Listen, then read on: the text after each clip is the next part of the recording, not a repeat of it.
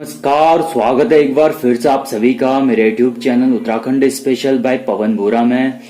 हम अपने previous topic को कंटिन्यू करते हैं प्रद्युम्न शाह के। हमने लास्ट टॉपिक में डिस्कस किया था कि प्रद्युम्न शाह के टाइम पर कुमाऊं पर आक्रमण किया था गोरखाओं ने और कुमाऊं पर कब्जा कर लिया था 1790 में। अब हम अपने प्रीवियस टॉपिक को कंटिन्यू करते हैं और देखते हैं कि 1791 में 1791 में गढ़वाल पर भी आक्रमण करते हैं गोरखा लोग, जिससे कि लंगूरगढ़ की संधि होती है। काफी इंपॉर्टेंट है कि लंगूरगढ़ की संधि कब हुई। लंगूरगढ़ की संधि होती है 1791 में। इसका नेतृत्व किसने करा था? गोरखाओं की तरफ से गोरखा सेनापति हस्तिदल चौतरिया, काफी इंपॉर्टेंट नेम है। और उसके बाद अमर सिंह थापा, ये दो लोग हैं। हस्तिदल चौतरिया और अमर सिंह थापा ने 1791 में लंगूरगढ़ की संधि का नेतृत्व किया था, यानी कि गढ़वाल पर आक्रमण किया था। उसके बाद संधि हुई थी, लेकिन संधि को नेपाल सरकार ने जल्दी ही स्वीकार नहीं गई थी। बाद में 1792 यानी कि 1792 में नेपाल सरकार द्वारा संधि को स्वीकार की गई थी और प्रद्युम्न शाह को 25,000 की धनराशि देने को कहा था। लंगूरगढ़ की संधि काफी बार पूछा जाता है कि लंगूरगढ़ की संधि का नेतृत्व किसने किया? हस्तिदल चौतरिया और अमर सिंह थापा ने किया। दूसरी तरफ प्रद्युम्न शाह थे। प्रद्युम्न शाह हार गए, यानी कि प्रद्युम्न शाह को झुकना पड़ा था और संधि करनी पड़ी, जिसकी वजह से नेपाल सरकार ने 1792 में इस संधि को स्वीकार किया था और 25,000 की धनराशि देने को कहा था प्रद्युम्न शाह को। लेकिन बाद में जब प्रद्युम्न शाह 25,000 रुपए दे रहे थे, उसके बाद भयंकर प्राकृतिक त्रासदी आई थी, यानी कि अकाल पड़ गया था गढ़वाल में, जिसको संवत 1851 के नाम से भी जाना जाता है, यानी 51वीं बावनी। इसको बोलते हैं 51वीं बावनी। संवत 51वीं बावनी के नाम से भी जाने जाते हैं। काफी इंपॉर्टेंट क्वेश्चन है, 51वीं बावनी के नाम से किसे जाना जाता है? तो संवत 1851-1852 को जाना जाता है। इसकी जो डेट रहती है 1795 रहती है। ये जो है 57 साल 57 ईयर्स आगे चलता है। ये 57 साल आगे चलता है और इसी वजह से इसको 51वीं बावनी के काल के नाम से भी जाना जाता है। ये कैप्टन हार्डविक ने इसको बताया था। कैप्टन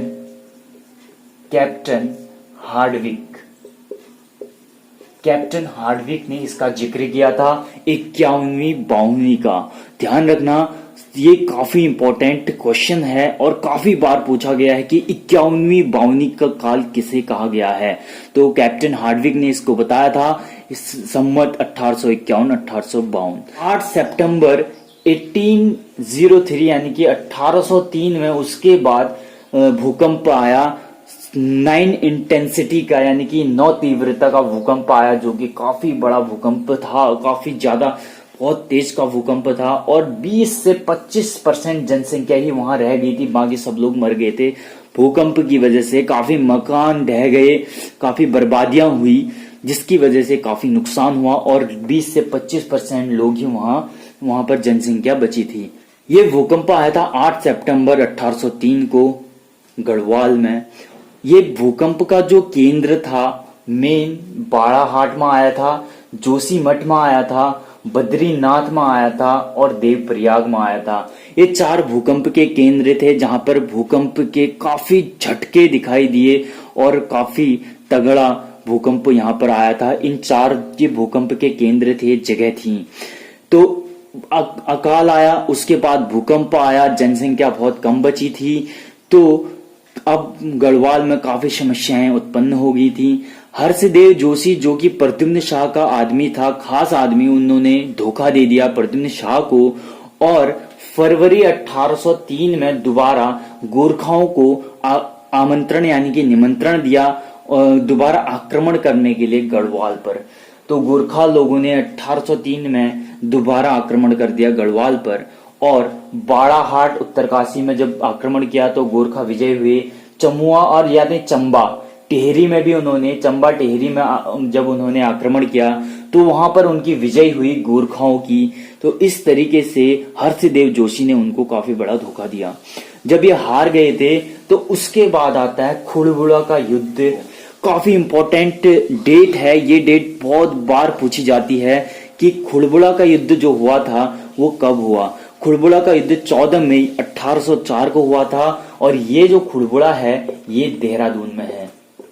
ये खुड़बुड़ा देहरादून में पड़ता है और देहरादून के मैदान में खुड़बुड़ा का युद्ध हुआ था, जिसमें प्रद्युम्न शाह की मृत्यु हो गई थी। 14 मई 1804 को खुड़बुड़ा का युद्ध हुआ था देहरादून में और इस युद्ध के लिए प्रद्युम्न शाह ने 12,000 सैनिकों को भर्ती किया था और अपने जो सिंहासन था सहारनपुर वाला, सहारनपुर का जो प्रद्युम्न शाह का सिंहासन था उन्होंने उस सिंहासन को बेच दिया। 12,000 सैनिकों को भर्ती किया, जिसमें से मुख्य रूप से जो थे वो पुंडीर जाति के लोग थे, रांगड़ थे और गुर्जर जाति के लोग थे। इनको भर्ती किया था। इसमें नंदौर के गुर्जर राजा राय दयाल ने भी इनकी काफी मदद करी थी। इस तरीके से खुड़बुड़ा का युद्ध हुआ था। बहुत बार पूछा गया है एग्जाम में, काफी बार एग्जाम में ये क्वेश्चन पूछा गया है कि खुड़बुड़ा का युद्ध कब हुआ था। तो खुड़बुड़ा का युद्ध 14 मई 1804 को हुआ था, अब मत भूलना दोस्तों। उसके बाद मैं आप बात करता हूं आगे कि शिव प्रसाद डबराल के अनुसार इसके शासनकाल को कुशासन व निर्धनता के खो में डूबा हुआ बताया है। इनका जो विश्वास पात्र, इसमें अराजकता, इनके टाइम पर अराजकता का जो कारण था या इनके हारने का जो कारण था वो था हर्षदेव जोशी और मौलाराम, यानी कि इनके जो विश्वास पात्र लोग थे उन्होंने ही प्रद्युम्न शाह को धोखा दे दिया था, जिसकी वजह से ये हार भी गए थे और युद्ध भी गोरखाओं ने हमला भी किया था। गोरखाओं ने 1815 तक गढ़वाल में राज किया, यानी तकरीबन कहीं कहीं पे 10.5 या 11 वर्ष तक इन्होंने राज किया था और कुमाऊं में 25 वर्ष तक इन्होंने राज किया। कुमाऊं में 25 वर्ष तक इन्होंने राज किया। प्रद्युम्न शाह के टाइम पर 3 ताम्र मुद्राएं मिलती हैं जो कि सूरवीर संग्रहालय में अभी रखी गई हैं। 3 ताम्र मुद्राएं इनके टाइम पर मिलती हैं और सूरवीर सिंह संग्रहालय में इनको रखा गया है। प्रीतम शाह जो कि प्रद्युम्न शाह के भाई होते हैं, प्रीतम शाह को गोरखा लोग अपने साथ नेपाल लेके चले जाते हैं और जो प्रद्युम्न शाह के बेटे होते हैं यानी सुदर्शन शाह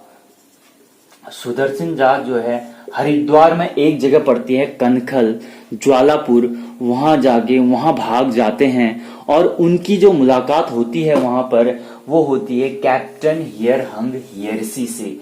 यहाँ पर जो प्रद्युम्न शाह होते हैं उनकी मुलाकात कैप्टन हियरहंग हियरसी से होती है जब वो हरिद्वार कनखल जाके भाग जाते हैं। तो हम इससे वाले नेक्स्ट लेक्चर में पढ़ेंगे प्रद्युम्न शाह के बेटे सुदर्शन शाह के बारे में।